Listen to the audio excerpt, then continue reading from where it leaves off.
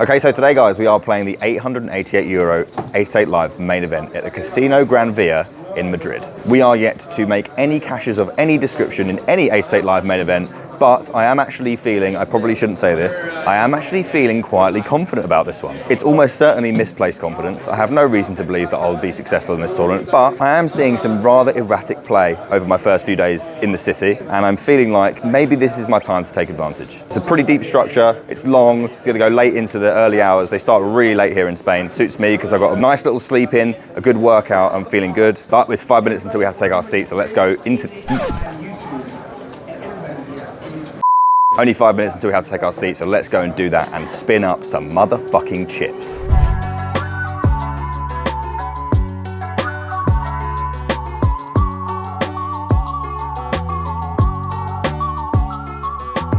Alright, just a quick hand before we get to what we're all here for, as an unknown player opens it up and Ian 3-bets the button. I'm not thrilled to have Ian on my table, but I know he's incredibly aggressive with 3-bets in position against opponents he thinks he will have an edge on. So when I look down at ace queen off, even though it's level 1, I think this is a mandatory 4-bet, so I do, and they do both quickly fold. Alright, here we go, boys. I've got my excuses ready, and now let's see if I can get any sympathy from any of you.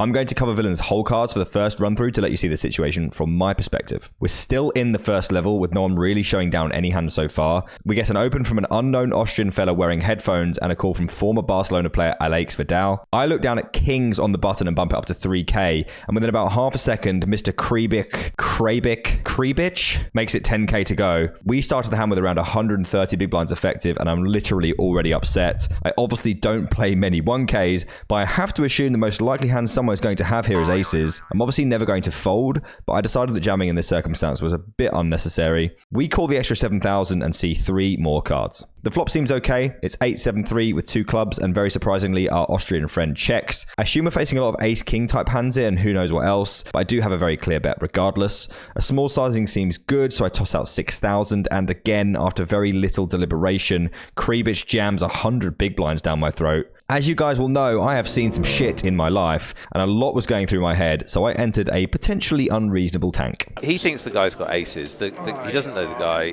He looks like a kind of an older chap. He thinks he's got aces that he's 4-bet, and then he's check-raised on another flop. But it doesn't matter. He has to call. But he's an old dude that's wearing headphones. But this is still a slam-dunk call. There's yes, no this is a nit roll. For one, it seemed like the most obviously aces line I'd ever seen in my life.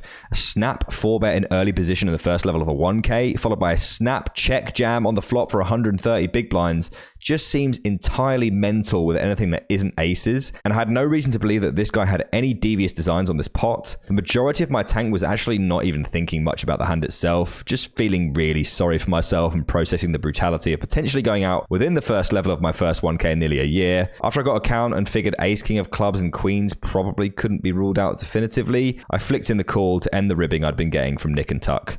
Deservedly so. I'll give you guys a moment to put this fella on a hand before we crack on.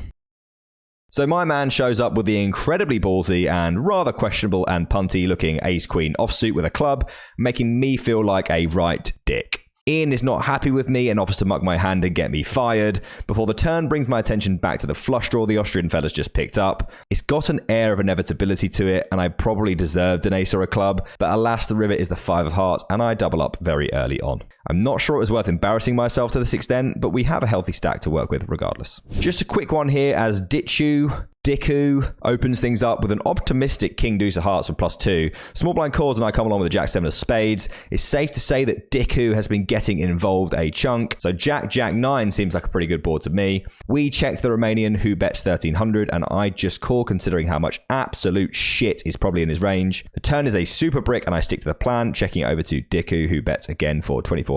Just calling seems best once more, so I do, but the river isn't the best in the form of another 9. I check again, hoping for some random bluff, but he quickly taps the table behind me and mucks when I show my boat. Still, it's a few more chips for the boys. Shit. Okay, I've only got 5 minutes before we restart. Probably less than that because people are going to sit down. Anyway, we probably should address the elephant in the room. I'm sat here at the scene of the crime at the feature table. The king's hand. Okay, so basically it just looked like the most aces thing I've ever seen in my life. I've no idea what the commentator said. I imagine they didn't look very good. But basically, I've never seen... The guy hadn't played any hands. I hadn't played any hands. I'd got a cold 4-bet bluff against Ian through, but that was it. Apart from that, I'd done nothing. And then like this guy who's not done anything before, after I squeeze, like he's raised an early position, just snapped 4-bets, like, and I was just like, this is just aces only. but can't fold. And jamming doesn't really seem to make much sense. I don't know if people even do this with queens. Maybe they do, having thought about it now. But I was just like, yeah, this is just super, super aces. And I played this hand, I remember, in the 7-7-7 at the main event, at the World Series, in the 7-7-7. I had quite a good stack that day. And there was this old geezer that it was exactly the same spot that 4-bet me. And I 5-bet jammed kings and obviously had aces. And I was just like, well, he's just got aces, isn't he? And today, exactly the same. I was just like, he's just got aces. So I don't think there was a point where I was ever going to fold, but especially not pre-flop. Anyway, the flop, it's like I was expecting him to bet always, and then obviously I think I just have a clear bet. There's no way I can check back, and he jams for like it's like 100 big blinds, and I was just like, this is like the most aces line I've ever seen. I just can't imagine this being anything else. Like, I guess it could be ace king of clubs. I had red kings, so I guess it could be ace king of clubs. That would make sense. But honestly, I didn't even. I know I was tanking. I wasn't even thinking about the logic of the pot. I said to the guy, like, when I first started tanking, I was like, look, I just need a minute to think about my life, because I was like, I just need to process that, because I've only got one bullet. I've got other things to do this week, so I don't think I'm going to be able to buy in again. And I literally, level 1 on the feature table, and I was just like, this just can't be happening. I asked for a count after moaning for a bit, obviously, standard. I moaned for a bit. They were like, it's 28-2, and I'd bet 6. So I was like, I had like 10k left if I called. So I was like, oh, okay, well, at least I'm not completely out. And there's just no way that I'm ever going to end up folding this, so I might as well just call. So I called, and he had ace queen off with ace of clubs. Club on the turn. I was like, I'd probably deserve this. So probably one of the most disgraceful nit rolls of my life. But I didn't know the guy was doing that, and it just felt like aces. So looks dumb when it isn't aces, that's for sure. I mean, I do feel like an idiot, so that's one thing. But we've got chips, we've got 90k going into 300, 600. So that's one thing. 3 more levels before dinner. Hopefully I don't embarrass myself any further. That's the number one. No, it isn't. More chips is number one. Not embarrassing myself a second time would be great. Anyway, let's go and see if we can spin up a bit of a stack. Do the next one. Another bloody weird one coming up, and according to some, another nit roll.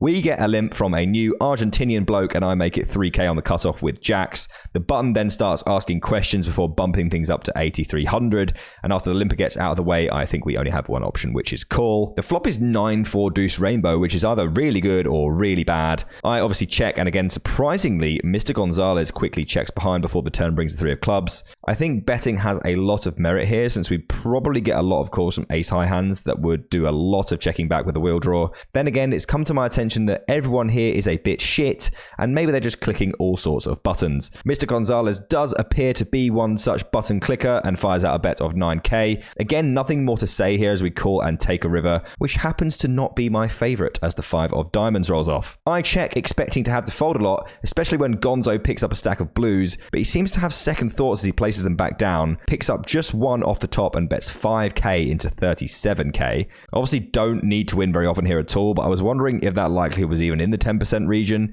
After some deliberation and having seen what I'd already seen so far that day, I decided to just pop in the chip. My opponent shows a creative king jack offsuit, which would probably push my equity just a little bit higher than the 10% I needed. We take down another one, and that's the end of our stay on the feature table.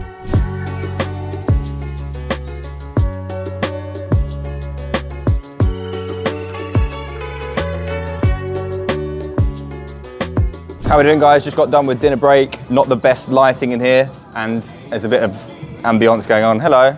And an update, we have got 114,000 at the dinner break. It's 5 more levels to play today. We're doing pretty good. That's like 2 and a bit starting stacks. One hand I want to just briefly touch on, I'm sure I already spoke about it, but people are just wild in Madrid. Like, I need to just stop being such a nit and just call everything down, because like everyone is just sending it. Like this guy, I ISO an under the gun limp. This guy just pops me on the button with king jack off. I call jacks, and then he bets 10p on the river as a bluff, and I was like, I've never seen anyone bluff that before. So I think I'm giving these players a little bit too much credit. So moving into the last 5 levels, making day 2 is priority, however we do that, but I want to make some chips. Table's pretty good. There's a few half regs kind of thing, but mostly I feel like I'm feeling pretty confident. So day 2 is the goal, and we'll see where we can go from there, but we'll take it level by level, and we'll let you know how it goes. Let's do this.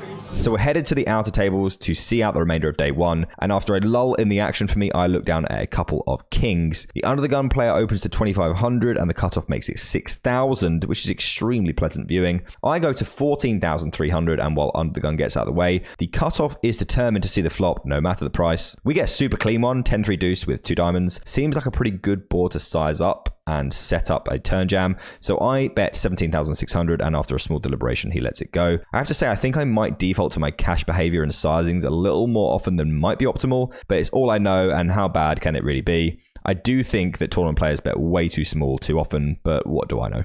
In our next interesting hand, it folds to me in the small blind with ace-jack off, something I'd usually always raise with previously, but I watched a video about blind-on-blind tournament play on a plane to Bucharest last year, and apparently we limp an absolute chunk, so here we go. What could go wrong anyway? We limp 2.5k, the big blind checks, and the flop is jack 6-5 rainbow. A very solid and acceptable flop, so I go for a bet of 3k and the big blind calls. The turn is the queen of hearts, and my default in this situation is to use large bets and checks, and I think this hand fits nicely into the checking range. The big blind checks behind, and we see a rather innocuous looking offsuit 3 on the river. I think in this line I just have the best hand an overwhelming amount of the time, and I think that merits a larger bet than a block bet. I go for 11k and the big blind doesn't snap call, which is decent news. He ponders the size of the pot for about 10 seconds before flicking it a chip. I proudly announce ace-jack, and he flips over the 6-3 offsuit. Wish I'd never watched that fucking video now. We are bleeding a bit as we approach day 2, so it's great to look down at a couple more kings to get my teeth into. I open things up under the gun to 5k, and the player to my left is counting out their chips, teasing me into thinking a jam is coming before they decide on just a flat. The big blind calls as well, and we see a proper standard ace-9-5 with 2 spades. I have to admit, I'm not really sure if I should bet here when the big blind checks. I think both are likely fine though, and I do bet this time. Both players call, which effectively ends my interest in proceedings. After the big blind and myself check, the 17k bet from my left gets the job done. A rather drab end to day 1, and after a great start doubling through a mega nit roll, at least we made it to day 2. Evening, guys. I'm absolutely shattered. I pretty much just got done folding for 5 hours. Barely any spots to even include. We have 58,000, which is just over a starting stack. So we might as well not have fucking played, just bought in day 2. It's like 3 o'clock in the morning. Only hand really I can even remember right now is the king's hand where I open under the gun and 2 callers, and it comes ace high. I c-bet 2 callers and check fold the turn on a brick. I think that's probably fine. The c-bet is kind of weird, multi-way I guess, but like I guess the only other way to win the hand is like to check down and be good. I don't know how often that happens, and I don't really understand like under the gun versus under the gun 1 flatting ranges anyway. Like they have like a bunch of like ace queen and stuff. They probably do, right? So maybe I just don't get to c-bet. Anyway, we will be back. We're still here. We have a small stack, but we have a dream, and the dream is to make the money. We're tempering expectations. If we could min cash, I'd be happy, because still had not cashed one of these obviously. But now it's time to go and get some sleep. Tomorrow, a few media things, and I will see you guys on Sunday for day 2, 20 big blinds and a spin. All the best.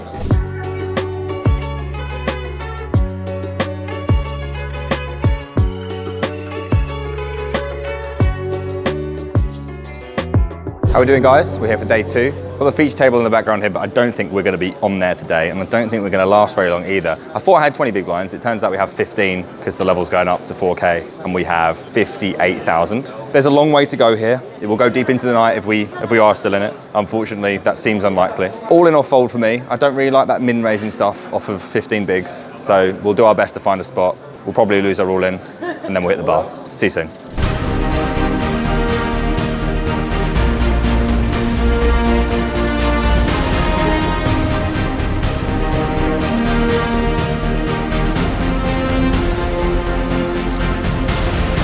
Seconds later. Well guys, that was a massive waste of time.